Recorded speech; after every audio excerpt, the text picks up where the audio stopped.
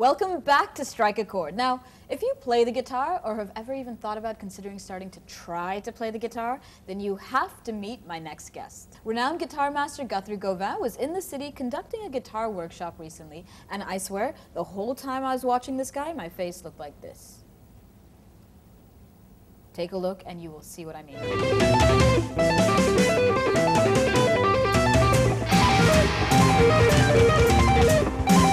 He's Guitar Magazine's Guitarist of the Year, a self-taught virtuoso. Guitar legends Joe Satriani and Paul Gilbert have praised his style. He's none other than Guthrie Gauvin. Oh, and for someone of his talent and genius, he's also one of the nicest, most chilled-out dudes you'll ever meet. As I found out backstage. But I'd love something bluesy if you could.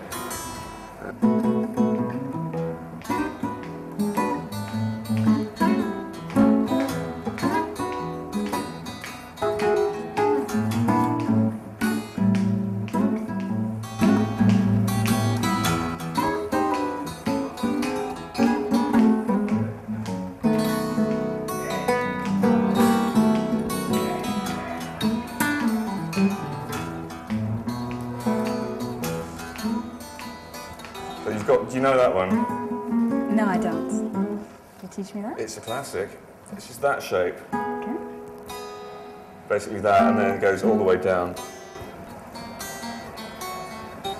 Yeah.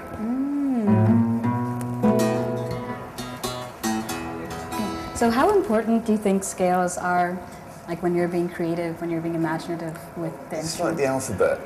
You know, it's okay, but they don't help you to create by themselves. They just give you a guideline. If you've got that,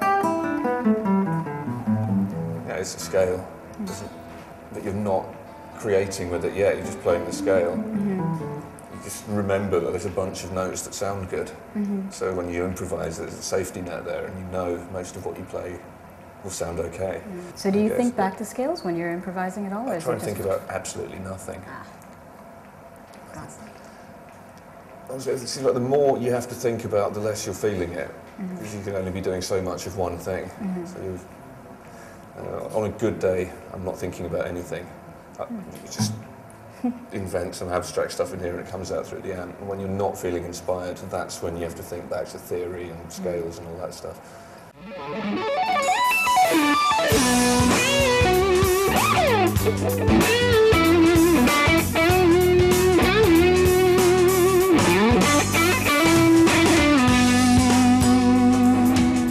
Is such a dude, his fingers are out of control. He's actually voted one of the best guitarists of our time, and it is not hard to see.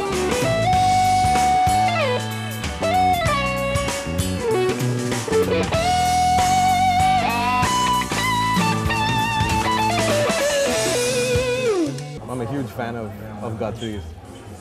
It's not often that you get to see somebody of this caliber and someone who's built up a reputation, especially on the internet, so much, I mean, as much as he has. And just the level of mastery that he has attained, it's something that we can all aspire to and something that we can learn from, especially when he's right in front of you playing. The workshop conducted by Guthrie was laced with precious pearls of wisdom. Revelations that, for me, felt like multiple musical aha moments. Because I like Hendrix, I like early Van Halen, and none of that is real notes. They didn't tune to a piano or a tuner, they just tuned to each other. So oftentimes it's not E, it's not E flat, it's E flat point 2. I'd hate to discover that I no longer enjoyed Hendrix because they're not correct notes. I'd just find a tall building if that happened. Throughout the workshop, Guthrie seamlessly interwove words with notes, scales with speech, using his guitar as an extension of his vocal cords. But after that, I was on my own. If I wanted to learn a new Elvis song, and that's what it was for me as a kid. It was early Elvis. I thought he was great.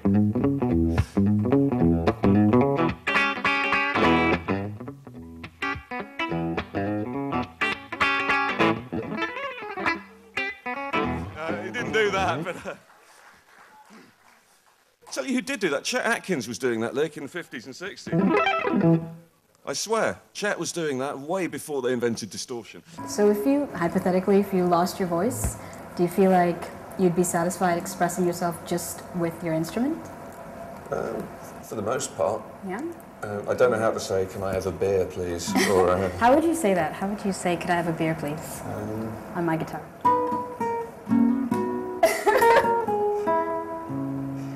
Just one kingfisher.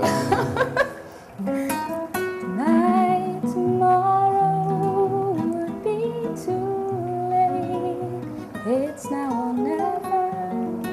My love won't wait. Very nice, very nice. Oh, lovely. So if you had one message for the world that you would deliver through this guitar, what would it be? You had one last minute to live, and you had to say what you needed to say through this guitar. It would have to be that, wouldn't it?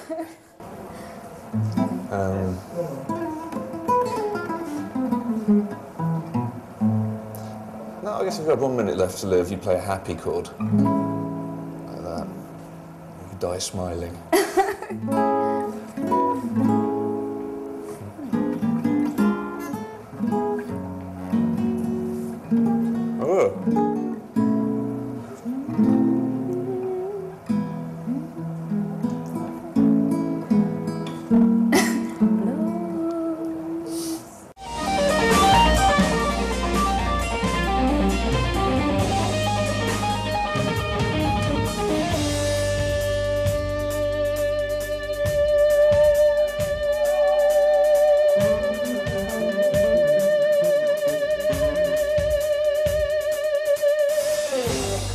Guthrie held the filled auditorium of adoring fans in a constant state of rapture.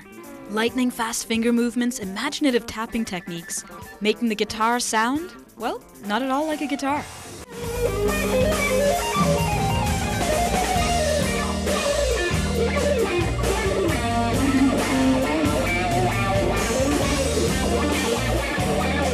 Who would you cite as your greatest influences?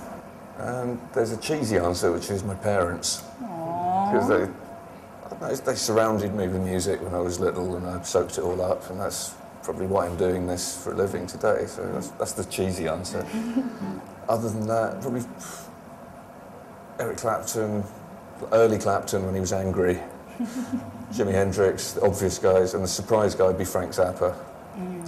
Who didn't do any drugs, surprisingly. No, apart from nicotine and caffeine. But he's the one guy who had a little bit of everything I could ever want from music, the humour and the complexity and the melody, and it's all there. That's a tough song to sing. Do you sing that? No. If I could sing, I wouldn't have wasted my life doing this. You, however, can sing. So you got yourself a cool presenter here. Aww. Well, thank you ever so much, really, for sparing us. Honour and a pleasure. Thank you. And hopefully see you soon. Let's hope so. Don't think you're running off with that guitar. We are going to stop. So close to bagging me a guitar. Oh well, better luck next time. Now this, Chennai, is the point in the show where I say peace out and see you next time. So peace out and see you next time. I love you, Niels.